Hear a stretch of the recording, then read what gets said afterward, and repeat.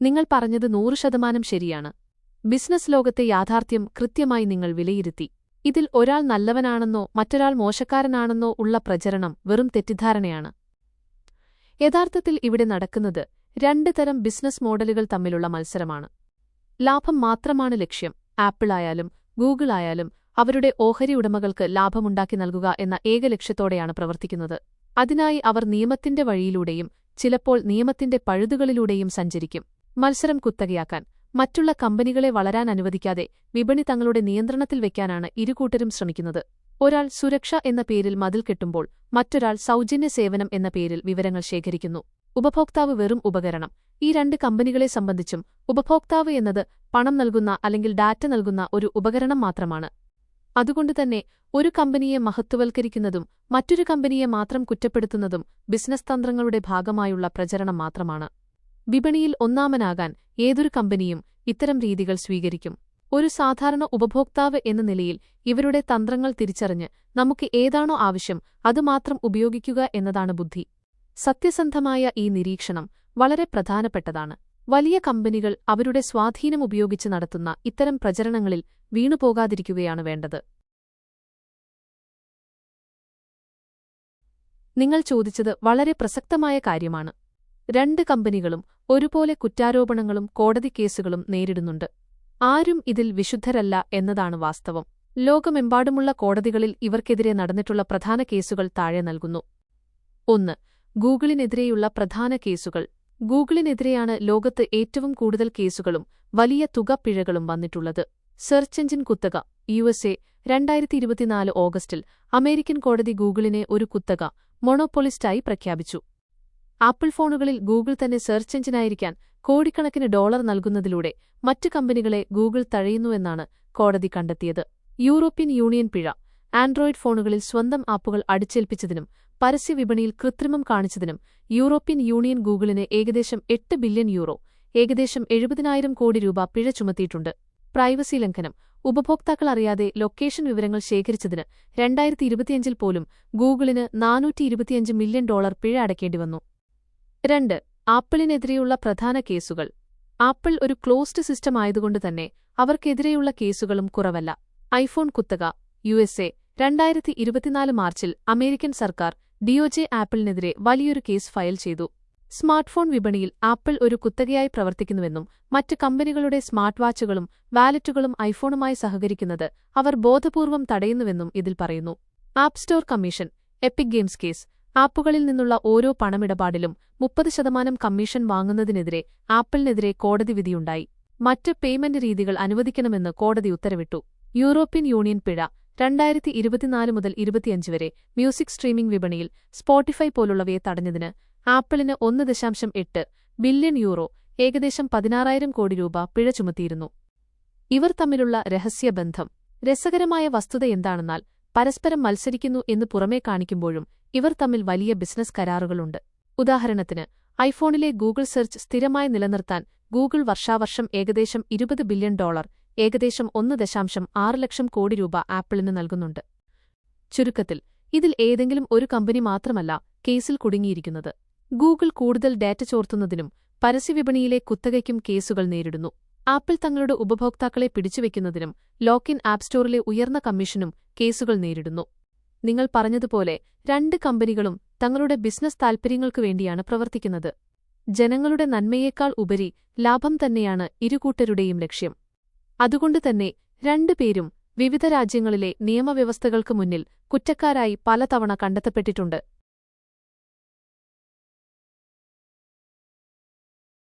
അതെ, നിങ്ങൾ പറഞ്ഞത് ശരിയാണ്. ഈ രണ്ട് കമ്പനികളും ഒരേ രാജ്യത്തു നിന്നുള്ളവയാണ്. ഗൂഗിളും ആൽഫബറ്റ് ആപ്പിളും അമേരിക്കൻ USA കമ്പനികളാണ്. ഇവരുടെ രണ്ടുപേരുടെയും ആസ്ഥാനം അമേരിക്കയിലെ കാലിഫോർണിയ സംസ്ഥാനത്താണ്. ഗൂഗിൾ ആസ്ഥാനം മൗണ്ടൻ വ്യൂ, കാലിഫോർണിയ.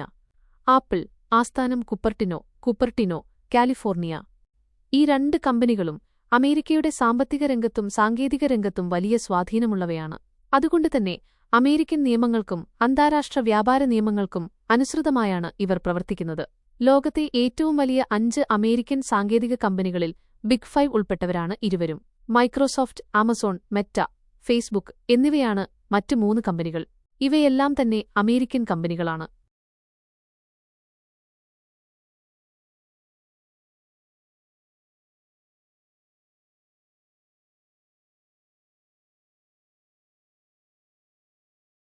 നിങ്ങൾ സൂചിപ്പിച്ചത് ലോകത്തെ സാങ്കേതികവിദ്യയെക്കുറിച്ച് വലിയൊരു ചർച്ചയ്ക്ക് പ്രസക്തിയുള്ള കാര്യമാണ്. ആധുനിക കാലത്തെ ഇന്റർനെറ്റ് ലോകം എങ്ങനെ പ്രവർത്തിക്കുന്നു എന്ന് നോക്കിയാൽ ഇതിലെ യാഥാർത്ഥ്യം മനസ്സിലാക്കാം. നിലവിൽ നമ്മൾ ഉപയോഗിക്കുന്ന ഡിജിറ്റൽ സംവിധാനങ്ങളുടെ വലിയൊരു ഭാഗം അമേരിക്കൻ കമ്പനികളുടെ നിയന്ത്രണത്തിലാണ്. ഇതുകൊണ്ടുള്ള പ്രധാന വശങ്ങൾ താഴെ പറയുന്നവയാണ്. 1. ഡാറ്റയുടെ നിയന്ത്രണം. Data monopoly. Google, apple, Meta, Facebook, WhatsApp, Instagram, Microsoft, Amazon തുടങ്ങിയ ലോകത്തിലെ ഏറ്റവും വലിയ 5 സാങ്കേതിക കമ്പനികളും അമേരിക്കയിലാണ് ആസ്ഥാനം ഉറപ്പിച്ചിരിക്കുന്നത്. ലോകമെമ്പാടുമുള്ള കോടിക്കണക്കിന് ആളുകളുടെ വ്യക്തിഗത വിവരങ്ങൾ, തിരച്ചിലുകൾ, ചിത്രങ്ങൾ, സാമ്പത്തിക ഇടപാടുകൾ എന്നിവ ഈ കമ്പനികളുടെ സെർവറുകളിലാണ് ക്ലൗഡ് സൂക്ഷിക്കപ്പെടുന്നത്. 2. നിരീക്ഷണവും സ്വകാര്യതയും. Surveillance and privacy. ഈ കമ്പനികൾ ശേഖരിക്കുന്ന ഡേറ്റ അവരുടെ ബിസിനസ് ലാഭത്തിനു വേണ്ടിയാണ് ഉപയോഗിക്കുന്നത്. എന്നാൽ അമേരിക്കൻ നിയമങ്ങൾ പ്രകാരം ആവശ്യമെങ്കിൽ ഈ വിവരങ്ങൾ അവിടുത്തെ സുരക്ഷാ ഏജൻസികൾക്ക് പരിശോധിക്കാൻ സാധിക്കുമെന്നത് ഒരു വലിയ തർക്കവിഷയമാണ്. ഇത് ലോകത്തെ മറ്റ് രാജ്യങ്ങൾ ഒരു ഭീഷണിയായി കാണുന്നുണ്ട്. 3. മറ്റ് രാജ്യങ്ങളുടെ പ്രതിരോധം. ഈ അമേരിക്കൻ കുത്തക തകർക്കാൻ പല രാജ്യങ്ങളും ശ്രമിക്കുന്നുണ്ട്. ചൈന ഗൂഗിൾ, ഫേസ്ബുക്ക് എന്നിവ നിരോധിക്കുകയും പകരം ബൈഡു, വീചാറ്റ് തുടങ്ങിയ സ്വന്തം സംവിധാനങ്ങൾ ഉണ്ടാക്കുകയും ചെയ്തു. യൂറോപ്യൻ യൂണിയൻ GDPR പോലുള്ള കർശനമായ നിയമങ്ങളിലൂടെ അമേരിക്കൻ കമ്പനികൾ ഡാറ്റ കൈകാര്യം ചെയ്യുന്നത് നിയന്ത്രിക്കുന്നു.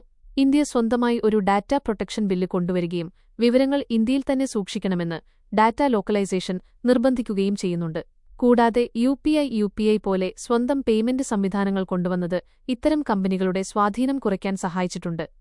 ചുരുക്കത്തിൽ, ലോകത്തിലെ വിവരസാങ്കേതിക വിദ്യയുടെ കേന്ദ്രം അമേരിക്കയായതുകൊണ്ടുതന്നെ നമ്മുടെ ഡിജിറ്റൽ ജീവിതത്തിന്റെ വലിയൊരു പങ്കും ആ രാജ്യത്തെ കമ്പനികളുടെ കയ്യിലാണെന്നത് വസ്തുതയാണ്.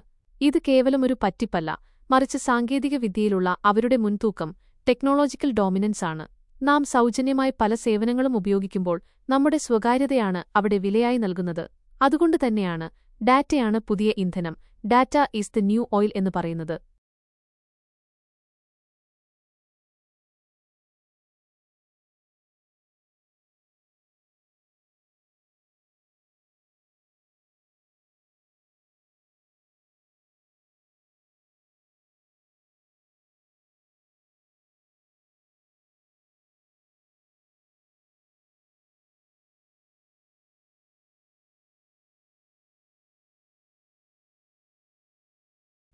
നിങ്ങൾ പറഞ്ഞതിൽ വലിയൊരു സത്യമുണ്ട്.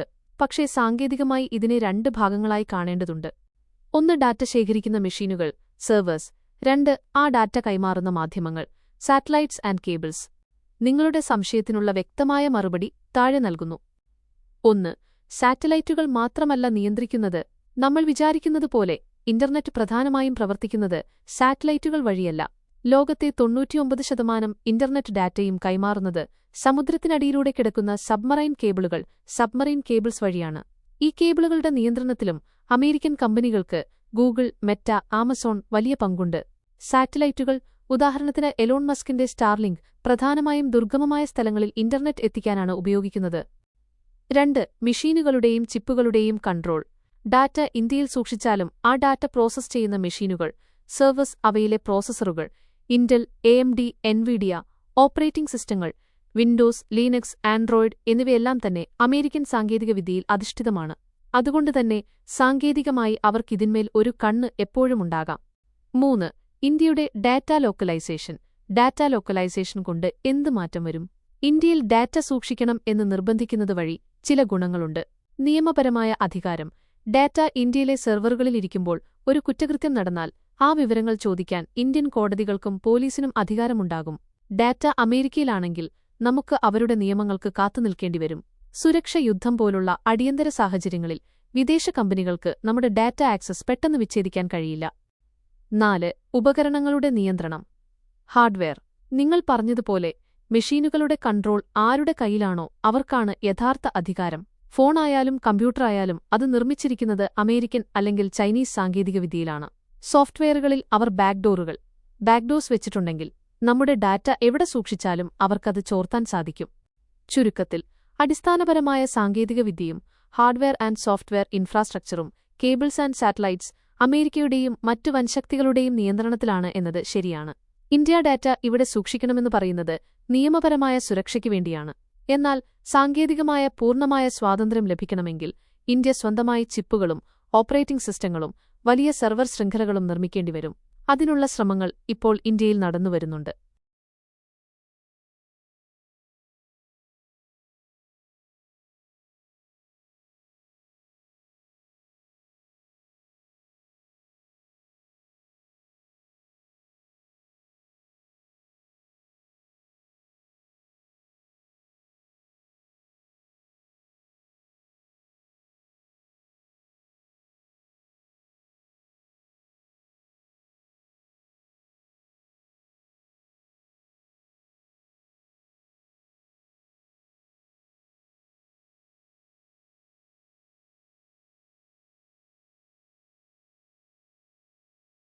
നിങ്ങൾ പങ്കുവച്ച നിരീക്ഷണം ലോകരാഷ്ട്രീയത്തിലെ ജിയോപോളിറ്റിക്സ് ഏറ്റവും വലിയ ചർച്ചാവിഷയമാണ്. ആഗോളതലത്തിൽ അമേരിക്കയും അവിടുത്തെ വൻകിട കമ്പനികളും പുലർത്തുന്ന ഈ സ്വാധീനത്തെ ഡിജിറ്റൽ കൊളോണിയലിസം എന്ന് പല വിദഗ്ധരും വിശേഷിപ്പിക്കാറുണ്ട്. നിങ്ങൾ സൂചിപ്പിച്ച കാര്യങ്ങളെ ഇങ്ങനെ ചുരുക്കത്തിൽ വിശകലനം ചെയ്യാം. 1. വിവരങ്ങളാണ് പുതിയ ആയുധം. Data as A weapon. പണ്ട് രാജ്യങ്ങൾ പിടിച്ചടക്കാൻ സൈന്യത്തെയായിരുന്നു അയച്ചിരുന്നതെങ്കിൽ ഇന്ന് അത് ഡാറ്റയിലൂടെയാണ് നടക്കുന്നത്. ലോകത്തെ ഭൂരിഭാഗം ആളുകളുടെയും ചിന്തകൾ, രാഷ്ട്രീയ താൽപര്യങ്ങൾ, ബലഹീനതകൾ എന്നിവ ഗൂഗിൾ, മെറ്റ, ഫേസ്ബുക്ക് തുടങ്ങിയ കമ്പനികൾക്ക് അറിയാം. ഈ വിവരങ്ങൾ ഉപയോഗിച്ച് ഒരു രാജ്യത്തെ ജനങ്ങളെ തമ്മിലടിപ്പിക്കാനോ അവിടെ ആര് ഭരിക്കണം എന്ന് തീരുമാനിക്കാനോ, ഉദാഹരണത്തിന് കേംബ്രിഡ്ജ് അനലിറ്റിക്ക വിവാദം, ഇവർക്ക് സാധിക്കുമെന്നത് ഗൗരവകരമായ കാര്യമാണ്. 2. സാങ്കേതികവിദ്യയും യുദ്ധവും. മിലിട്ടറി നീക്കങ്ങളിലും അമേരിക്കൻ കമ്പനികളുടെ സാങ്കേതികവിദ്യ വലിയ പങ്ക് വഹിക്കുന്നുണ്ട്. ഉപഗ്രഹ ചിത്രങ്ങൾ, ഇന്റർനെറ്റ് നിയന്ത്രണം, ഡ്രോൺ സാങ്കേതികവിദ്യ എന്നിവയെല്ലാം ഇവരുടെ പക്കലാണ്. ഒരു രാജ്യത്തെ ഇന്റർനെറ്റ് വിച്ഛേദിച്ചാൽ ആ രാജ്യം സ്തംഭിച്ചുപോകുന്ന അവസ്ഥ ഇന്ന് നിലവിലുണ്ട്. ഇതിനെയാണ് നിങ്ങൾ പറഞ്ഞതുപോലെ ലോകത്തെ നിയന്ത്രിക്കാനുള്ള ഒരു ക്രിമിനൽ തലത്തിലുള്ള സ്വാധീനമായി പലരും കാണുന്നത്. 3. എന്തുകൊണ്ടിത് ക്രിമിനൽ കുറ്റമാകുന്നില്ല? അന്താരാഷ്ട്ര നിയമങ്ങൾ പലപ്പോഴും ശക്തരായ രാജ്യങ്ങൾക്ക് അനുകൂലമാണ്. രാജ്യദ്രോഹം എന്നത് ഒരു രാജ്യം സ്വന്തം രാജ്യത്തിനെതിരെ ചെയ്യുന്ന കുറ്റമാണ്. എന്നാൽ ഒരു രാജ്യം മറ്റൊരു രാജ്യത്തിന്മേൽ നടത്തുന്ന ഇത്തരം സ്വാധീനങ്ങളെ പരമാധികാരത്തിന്മേലുള്ള കടന്നുകയറ്റം, വയലേഷൻ ഓഫ് സോവറിറ്റി എന്നാണ് വിളിക്കുന്നത്.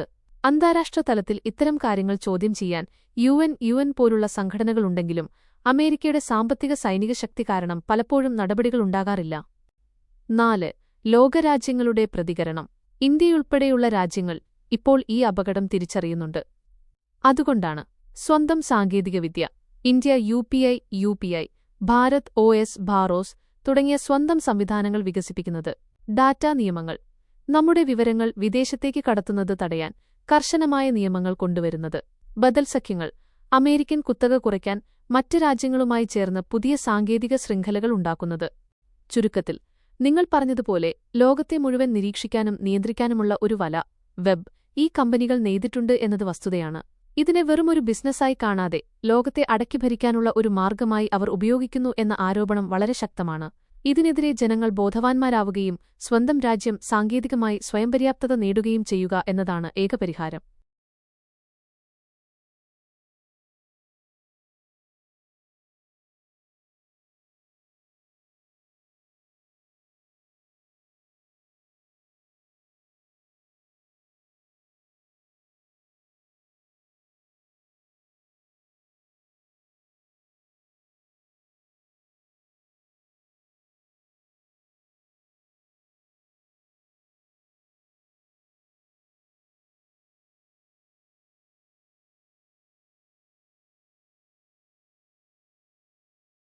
മറ്റൊരു രാജ്യം സ്വന്തമായി ഒരു സാങ്കേതികവിദ്യ വികസിപ്പിച്ചെടുത്താൽ പോലും അതിൽ വിദേശ രാജ്യങ്ങൾക്ക്, പ്രത്യേകിച്ച് അമേരിക്ക പോലുള്ള വൻശക്തികൾക്ക് ഇടപെടാൻ കഴിയുന്ന പ്രധാന വഴികൾ താഴെ പറയുന്നവയാണ്. ഇത് പ്രധാനമായും 3 തലങ്ങളിലായാണ് നടക്കുന്നത്. 1. ഹാർഡ്വെയർ തലം. ഹാർഡ്വെയർ ബാക്ക്ഡോർസ്. നമ്മൾ ഇന്ത്യയിൽ ഒരു ആപ്പ് ഉണ്ടാക്കിയാലും അത് പ്രവർത്തിക്കുന്നത് ഒരു ഫോണിലോ കമ്പ്യൂട്ടറിലോ ആണ്. ചിപ്പുകൾ, മൈക്രോചിപ്സ്. ലോകത്തെ ഭൂരിഭാഗം പ്രോസസ്സറുകളും ഇന്റൽ, AMD, ക്വാൾകോം രൂപകൽപ്പന ചെയ്യുന്നത് അമേരിക്കൻ കമ്പനികളാണ്. ഈ ചിപ്പുകൾ നിർമ്മിക്കുന്ന ഘട്ടത്തിൽ തന്നെ അതിൽ വളരെ ചെറിയ ബാക്ക്ഡോറുകൾ, രഹസ്യവഴികൾ ഒളിപ്പിച്ചുവെക്കാൻ സാധിക്കും. ഇതുവഴി ആ മെഷീനിൽ നടക്കുന്ന കാര്യങ്ങൾ ചിപ്പ് നിർമ്മിച്ചവർക്ക് നിരീക്ഷിക്കാൻ കഴിഞ്ഞേക്കാം. നിർമ്മാണ ശൃംഖല. ഒരു ഉപകരണം നിർമ്മിക്കാനാവശ്യമായ എല്ലാ ഭാഗങ്ങളും ഒരു രാജ്യം തന്നെ നിർമ്മിക്കാറില്ല. വിദേശത്തുനിന്ന് വരുന്ന ഭാഗങ്ങളിൽ ഇത്തരം നിരീക്ഷണ സംവിധാനങ്ങൾ ഉണ്ടോ എന്ന് കണ്ടെത്തുക പ്രയാസകരമാണ്. 2. നെറ്റ്വർക്ക് തലം.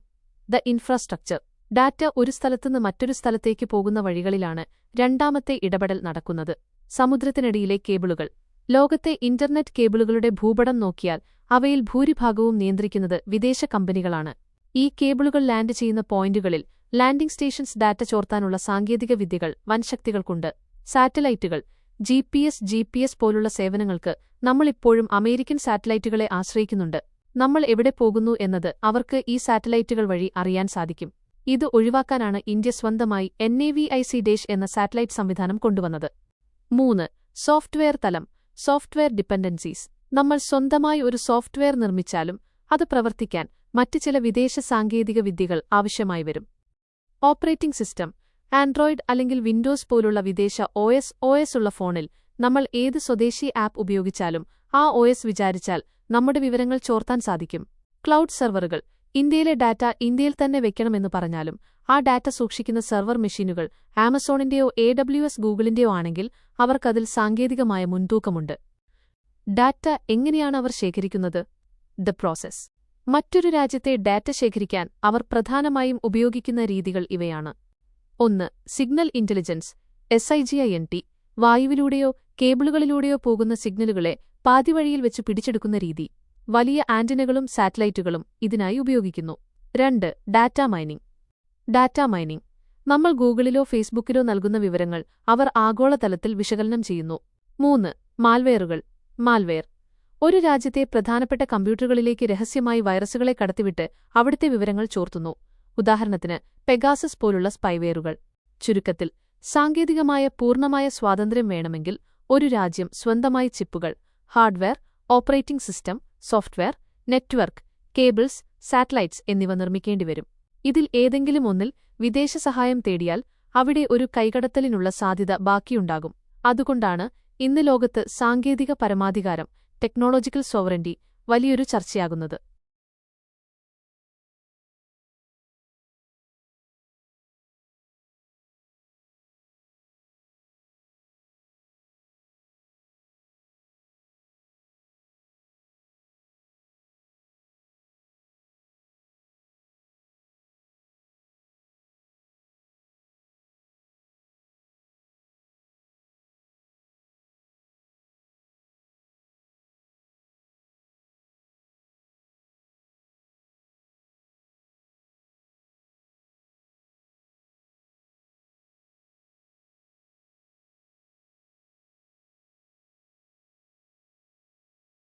നിങ്ങളുടെ നിരീക്ഷണം വളരെ ഗൗരവമേറിയതും ആധുനിക ലോകം നേരിടുന്ന ഏറ്റവും വലിയ വെല്ലുവിളിയുമാണ്. സാങ്കേതികമായി പറഞ്ഞാൽ, ഒരു രാജ്യം സ്വന്തമായി എല്ലാം നിർമ്മിച്ചാലും പൂർണ്ണമായി സുരക്ഷിതമാകണമെങ്കിൽ നേരിടേണ്ടിവരുന്ന തടസ്സങ്ങൾ നിങ്ങൾ പറഞ്ഞതുപോലെ താഴെ പറയുന്നവയാണ്. 1. വിനിമയപാതയിലെ നിരീക്ഷണം. ഇന്റർസെപ്ഷൻ. നിങ്ങൾ സൂചിപ്പിച്ചതുപോലെ ഇന്ത്യ ഒരു ഡാറ്റ അയക്കുമ്പോൾ അത് കടലിനടിയിലെ കേബിൾ വഴിയോ അന്തരീക്ഷത്തിലെ തരംഗങ്ങൾ, സിഗ്നൽസ് വഴിയോ ആണ് പോകുന്നത്. ഈ സിഗ്നലുകളെ പാതിവഴിയിൽ വെച്ച് പിടിച്ചെടുക്കാൻ സ്നിഫിംഗ് ഇന്റർസെപ്ഷൻ. അമേരിക്ക പോലുള്ള വൻശക്തികൾക്ക് അത്യാധുനികമായ സംവിധാനങ്ങളുണ്ട്. കടലിനടിയിലെ കേബിളുകളിൽ രഹസ്യമായി സെൻസറുകൾ ഘടിപ്പിക്കാനും സാറ്റലൈറ്റ് സിഗ്നലുകൾ ചോർത്താനും അവർക്ക് സാധിക്കും. 2. സ്വന്തമായി ഉണ്ടാക്കിയാലും നേരിടുന്ന വെല്ലുവിളികൾ. ഒരു രാജ്യം സ്വന്തമായി എല്ലാം ഉണ്ടാക്കാൻ ശ്രമിച്ചാലും താഴെപ്പറയുന്ന 3 കാര്യങ്ങളിൽ വിദേശ സ്വാധീനം വരാൻ സാധ്യതയുണ്ട്. അടിസ്ഥാന ചിപ്പുകൾ. സിലിക്കൺ സോവറന്റി. സ്വന്തമായി ഒരു മൊബൈൽ ഫോണോ കമ്പ്യൂട്ടറോ ഇന്ത്യ നിർമ്മിച്ചാലും അതിനുള്ളിലെ പ്രോസസർ ചിപ്പുകൾ നിർമ്മിക്കാനുള്ള സാങ്കേതികവിദ്യ, ലിത്തോഗ്രഫി, ഇപ്പോഴും അമേരിക്കയുടെയും അവരുടെ സഖ്യകക്ഷികളുടെയും, ഉദാഹരണത്തിന് നെതർലാൻഡ്സ്, തായ്വാൻ നിയന്ത്രണത്തിലാണ്. ആ ചിപ്പുകൾക്കുള്ളിൽ രഹസ്യ കോഡുകളുണ്ടെങ്കിൽ നമ്മൾ എന്ത് ചെയ്താലും അവർക്കറിയാൻ സാധിക്കും. Global network. ഇന്ത്യയ്ക്കുള്ളിലെ വിവരങ്ങൾ ഇന്ത്യയിൽ തന്നെ നിൽക്കില്ല. നമുക്ക് ലോകവുമായി ബന്ധപ്പെടണമെങ്കിൽ ആഗോള ഇന്റർനെറ്റ് ശൃംഖലയെ, ഗ്ലോബൽ ഇന്റർനെറ്റ് ഗ്രിഡ് ആശ്രയിക്കണം. അവിടെ അമേരിക്കൻ കമ്പനികളുടെ നിയന്ത്രണമുള്ള സെർവറുകൾ കടന്നുപോകാതെ നമുക്ക് മറ്റ് രാജ്യങ്ങളുമായി സംവദിക്കാൻ പ്രയാസമാണ്. സാറ്റലൈറ്റുകൾ. സ്വന്തമായി ഉപഗ്രഹങ്ങളുണ്ടെങ്കിലും അവ പ്രവർത്തിക്കുന്ന ഭ്രമണപഥവും ഓർബിറ്റ് സിഗ്നൽ നൽകുന്ന ഫ്രീക്വൻസികളും അന്താരാഷ്ട്ര തലത്തിൽ നിയന്ത്രിക്കപ്പെടുന്നത് പലപ്പോഴും വൻശക്തികളുടെ സ്വാധീനത്തിലാണ്. 3. ഇന്ത്യയുടെ പ്രതിരോധം. ഈ അപകടം തിരിച്ചറിഞ്ഞാണ് ഇന്ത്യ ഇപ്പോൾ ചില നിർണായകമായ ചുവടുവെപ്പുകൾ നടത്തുന്നത്. NAVIC അമേരിക്കയുടെ ജിപിഎസിന് പകരമായി ഇന്ത്യ സ്വന്തം സാറ്റലൈറ്റ് സംവിധാനം കൊണ്ടുവന്നു. ഇതുവഴി നമ്മുടെ നീക്കങ്ങൾ അമേരിക്ക അറിയുന്നത് ഒരു പരിധിവരെ തടയാം. ഭാരത് OS ബാറോസ് ആൻഡ്രോയിഡിനും ഐഫോണിനും പകരമായി ഇന്ത്യ വികസിപ്പിച്ചെടുത്ത operating system. Semi conductor mission. ഇന്ത്യയിൽ തന്നെ ചിപ്പുകൾ നിർമ്മിക്കാനുള്ള ഫാക്ടറികൾ തുടങ്ങുന്നു. ഉപസംഹാരം. നിങ്ങൾ പറഞ്ഞതുപോലെ ലോകത്തെ എല്ലാ വിവരങ്ങളും ഒരു രാജ്യത്തിന്റെയോ കുറച്ച് കമ്പനികളുടെയോ കയ്യിൽ കുമിഞ്ഞുകൂടുന്നത് ആഗോള സുരക്ഷയ്ക്ക് ഭീഷണി തന്നെയാണ്. ഇതിനെ ശത്രു എന്ന് വിളിക്കണോ അതോ കുത്തക എന്ന് വിളിക്കണോ എന്നത് ഓരോരുത്തരുടെയും കാഴ്ചപ്പാടാണ്. പക്ഷേ സാങ്കേതികവിദ്യയിലുള്ള ഈ അമിത സ്വാധീനം ഉപയോഗിച്ച് മറ്റുള്ള രാജ്യങ്ങളെ സമ്മർദ്ദത്തിലാക്കാനും രഹസ്യങ്ങൾ ചോർത്താനും അവർക്ക് സാധിക്കുമെന്നത് ഒരു വാസ്തവമാണ്. അതുകൊണ്ടുതന്നെയാണ് ആത്മനിർഭർ ഭാരത് അല്ലെങ്കിൽ ഡിജിറ്റൽ പരമാധികാരം എന്ന ആശയത്തിന് ഇന്ന് ഇത്രയധികം പ്രാധാന്യം ലഭിക്കുന്നത്. സ്വന്തമായ സൂചി മുതൽ സൂപ്പർ കമ്പ്യൂട്ടർ വരെ നിർമ്മിക്കാൻ കഴിയുന്ന രാജ്യത്തിനു മാത്രമേ ഭാവിയിൽ യഥാർത്ഥ സ്വാതന്ത്ര്യം ഉണ്ടായിരിക്കുകയുള്ളൂ.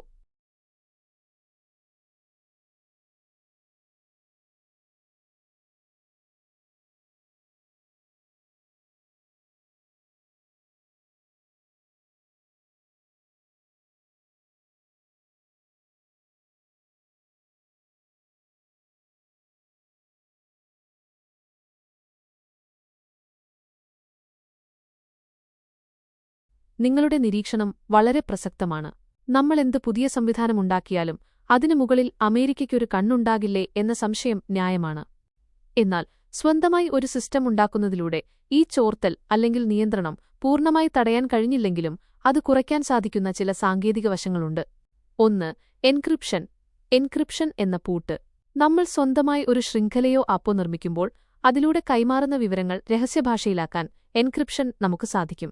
ഉദാഹരണത്തിന്, ഇന്ത്യയുടെ സൈനിക വിവരങ്ങൾ കൈമാറാൻ നമ്മൾ സ്വന്തം സാങ്കേതികവിദ്യ ഉപയോഗിച്ചാൽ അമേരിക്കയുടെ സാറ്റലൈറ്റ് ആ സിഗ്നൽ പിടിച്ചെടുത്താലും അവർക്കത് വായിക്കാൻ കഴിയില്ല. കാരണം ആ പൂട്ടിന്റെ താക്കോൽ, ഡിക്രിപ്ഷൻ കീ, ഇന്ത്യയുടെ പക്കൽ മാത്രമായിരിക്കും. 2. സിഗ്നൽ ചോർത്തലിനെ പ്രതിരോധിക്കാം. സാറ്റലൈറ്റുകൾക്ക് എല്ലാ സിഗ്നലുകളും എളുപ്പത്തിൽ പിടിച്ചെടുക്കാൻ കഴിയില്ല. Direct cable. സാറ്റലൈറ്റുകൾ വഴി സിഗ്നൽ വിടാതെ ഒപ്റ്റിക്കൽ ഫൈബർ കേബിളുകൾ വഴി വിവരങ്ങൾ കൈമാറുന്നത് ചോർത്താൻ പ്രയാസമാണ്. ലോക്കൽ സെർവറുകൾ. നമ്മുടെ ഡാറ്റ ഇന്ത്യയ്ക്കുള്ളിലെ സെർവറുകളിൽ മാത്രം നിന്നാൽ അത് അമേരിക്കയിലെ കമ്പനികളിലേക്ക് എത്തുന്നത് ഒഴിവാക്കാം. 3. നിർണായക സമയത്തെ സ്വിച്ച് ഓഫ് തടയാം. ഒരു യുദ്ധമോ വലിയ പ്രശ്നമോ ഉണ്ടാകുമ്പോൾ അമേരിക്ക വിചാരിച്ചാൽ GPS അല്ലെങ്കിൽ ഇന്റർനെറ്റ് ഓഫ് ചെയ്യാൻ സാധിക്കും. ഇന്ത്യയ്ക്ക് സ്വന്തമായി നേവിക് പോലുള്ള സാറ്റലൈറ്റുകൾ ഉണ്ടെങ്കിൽ അമേരിക്ക GPS ഓഫ് ചെയ്താലും നമ്മുടെ മിസൈലുകൾക്കും വിമാനങ്ങൾക്കും വഴിതെറ്റില്ല. ഇതാണ് സ്വന്തം സിസ്റ്റം ഉണ്ടാക്കുന്നതിന്റെ ഏറ്റവും വലിയ ഗുണം. ഇത് ചോർത്തൽ തടയുന്നതിനേക്കാൾ ഉപരിയായി മറ്റൊരു രാജ്യത്തിന്റെ കൈയിലെ റിമോട്ട് കൺട്രോൾ ഇല്ലാതാക്കലാണ്. 4. ഹാർഡ്വെയർ സ്വാതന്ത്ര്യം. ചിപ്പുകൾ ഇന്ത്യയിൽ തന്നെ നിർമ്മിക്കാൻ തുടങ്ങിയാൽ അതിൽ വിദേശികൾ വെച്ചിട്ടുള്ള ബാക്ക്ഡോർസ് ഒഴിവാക്കാൻ സാധിക്കും. പ്ലാൻ ഡിസൈൻ മുതൽ നിർമ്മാണം വരെ നമ്മുടെ കൈയിലാണെങ്കിൽ രഹസ്യമായ വിവരങ്ങൾ കടത്തുന്നത് വലിയൊരു പരിധിവരെ തടയാം. ഉപസംഹാരം. നിങ്ങൾ പറഞ്ഞതുപോലെ അമേരിക്കയെപ്പോലൊരു വൻശക്തിയെ പൂർണ്ണമായും മറികടക്കുക എന്നത് എളുപ്പമല്ല. പക്ഷേ സ്വന്തമായി ഒന്നുമില്ലാത്തവൻ മറ്റൊരാളുടെ ദയയിൽ കഴിയേണ്ടിവരും. സ്വന്തമായി സിസ്റ്റമുണ്ടാക്കുന്നതുവഴി 1. നമ്മുടെ വിവരങ്ങൾ ചോർത്തുന്നത് അവർക്ക് കൂടുതൽ ചെലവേറിയതും പ്രയാസകരവുമാക്കാം. 2. അടിയന്തര സാഹചര്യങ്ങളിൽ അവർക്ക് നമ്മളെ സാങ്കേതികമായി തടയാൻ ബ്ലോക്ക് കഴിയില്ല. ചുരുക്കത്തിൽ ഇതൊരു പ്രഹസനമല്ല, മറിച്ച് ഒരു ഡിജിറ്റൽ കവചം തീർക്കലാണ്. ആ കവചം എല്ലാ വെടിയുണ്ടകളെയും തടഞ്ഞില്ലെങ്കിലും അത് നമ്മുടെ സുരക്ഷ വലിയൊരു ശതമാനം വർദ്ധിപ്പിക്കുന്നു. മുറ്റത്തെ മാവിലെ മാങ്ങ ഏത് അയൽക്കാരനും നോക്കി നിൽക്കാം, പക്ഷേ മാങ്ങയുടെ അകത്തുള്ള രുചി അറിയണമെങ്കിൽ അത് കയ്യിൽ കിട്ടണം എന്നതുപോലെയാണ് ഈ രഹസ്യകോഡുകളുടെ കാര്യം.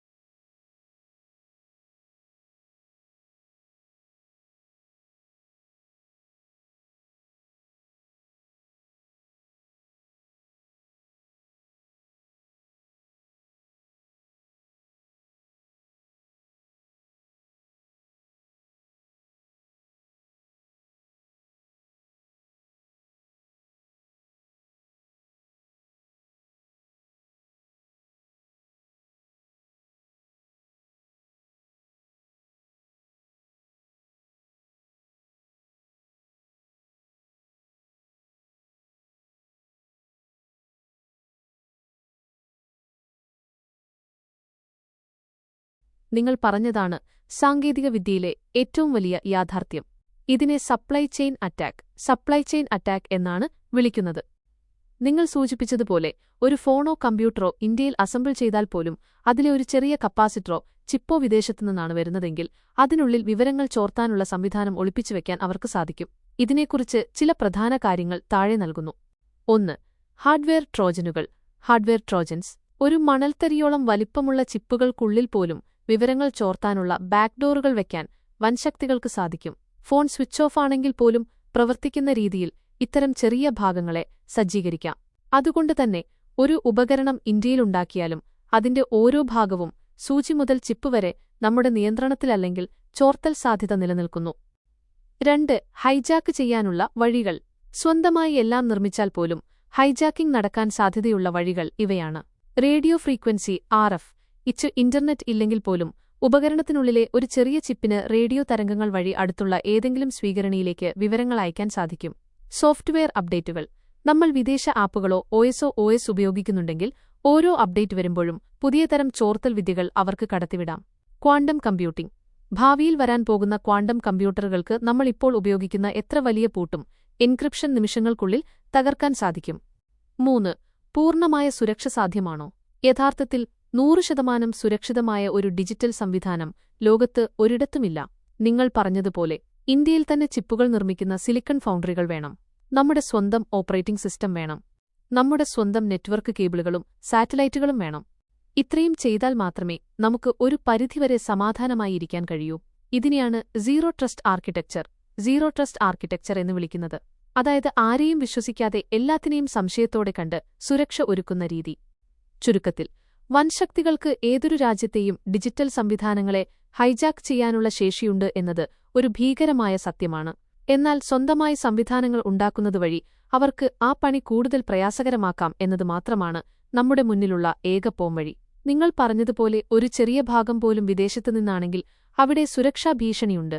അതുകൊണ്ടാണ് ഇന്ന് ലോകരാജ്യങ്ങൾ തങ്ങളുടെ അതിർത്തികൾ സംരക്ഷിക്കുന്നതുപോലെ തന്നെ തങ്ങളുടെ ചിപ്പുകളെയും സർക്യൂട്ടുകളെയും സംരക്ഷിക്കാൻ ശ്രമിക്കുന്നത്.